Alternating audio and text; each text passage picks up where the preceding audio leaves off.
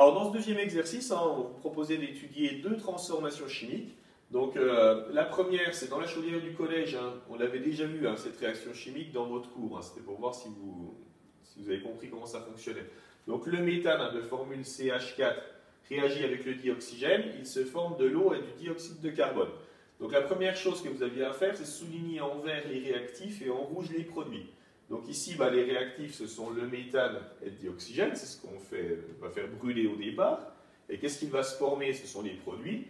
Donc il se forme l'eau et le dioxyde de carbone, qu'il fallait donc souligner en rouge. Alors au niveau de la réaction chimique, du coup, on n'a qu'à réécrire ce qu'on a souligné avec des plus et une flèche pour dire ce que ça forme. Donc ça donne ça. Donc ce qu'on met au départ, méthane plus le dioxygène. La flèche pour dire que ça forme quelque chose, ça forme quoi? Ça forme l'eau plus le dioxyde de carbone. Ensuite, donc ça c'est à écrire la réaction chimique. Quand on parle d'équation de la réaction, on veut comprendre ce qui s'est passé au niveau des molécules, et donc des atomes, comment ils ont réagi ensemble, comment ils se sont recombinés pour former de nouvelles molécules. Donc pour ça, on remplace les noms en français par leur formule. Donc le méthane c'est CH4, et le dioxygène c'est O petit 2. Alors ensuite, ça forme de l'eau, donc ça vous connaissez la formule, H2O, et le dioxyde de carbone, CO2. Donc on met déjà plus H2O plus CO2. Alors cette fois-ci, là on a les formules chimiques, il faut vérifier qu'on ait bien le même nombre d'atomes de ce côté-là, des réactifs, et le même nombre d'atomes dans les produits, parce qu'on ne peut pas former des atomes entre les réactifs et les produits, ni d'ailleurs supprimer les atomes.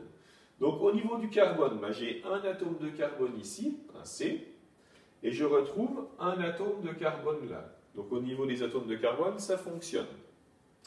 Maintenant au niveau des atomes d'hydrogène, donc ici j'ai 4 atomes d'hydrogène, et de ce côté-là, pour l'instant, dans les produits, j'en ai que 2. Donc je rappelle, pour en avoir 4, en fait je suis obligé de mettre plusieurs molécules d'eau. Donc je vais mettre 2 molécules d'eau ici. Alors cette fois-ci, j'ai bien 2 fois 2, 4 atomes d'hydrogène, et j'ai bien 4 atomes d'hydrogène ici. Donc il ne nous reste plus qu'à compter les atomes d'oxygène.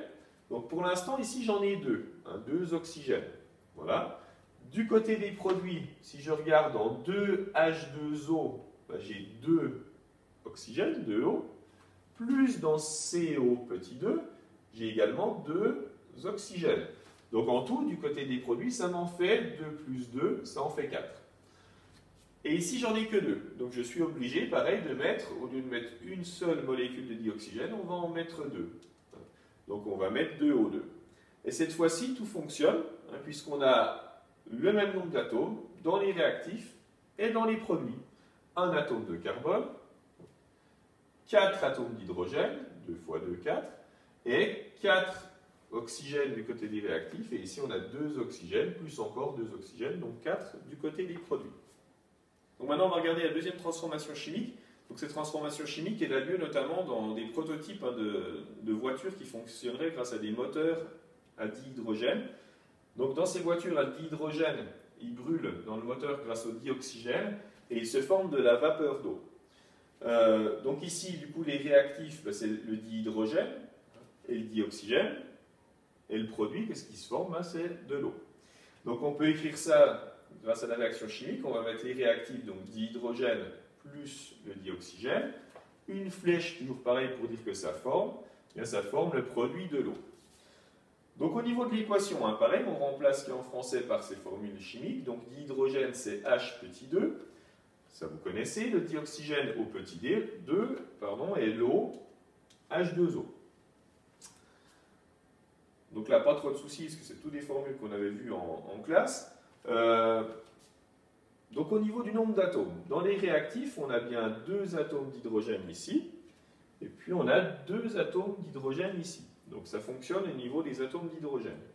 Pour l'oxygène, si on compte, on a 2 atomes d'oxygène ici, mais d'un seul coup, ici, on n'en a plus qu'un. On a un seul atome d'oxygène. Donc là, c'est pas possible, donc il faut mettre en fait 2 molécules d'eau. On forme 2 molécules d'eau et pas une seule.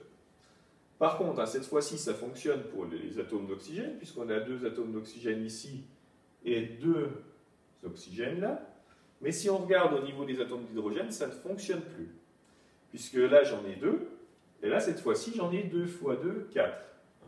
Donc il faut bien sûr en remettre 4 ici. Pour en remettre 4 ici, on n'a pas le choix, on va mettre un grand 2 devant le dihydrogène.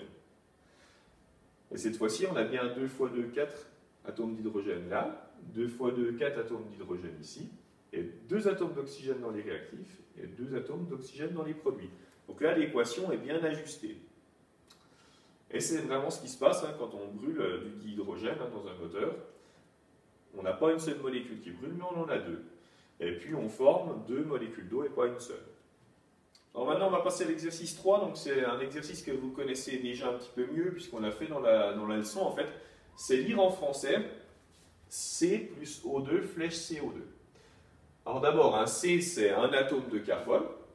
Le plus, on va dire, réagit avec. O2, donc ça vous connaissez, c'est une molécule de dioxygène. Et la flèche, ça veut dire que ça forme CO2, donc ça forme une molécule de dioxyde de carbone. Donc ça donne ça, ça donne un atome de carbone réagit avec une molécule de dioxygène pour former une molécule de dioxyde de carbone.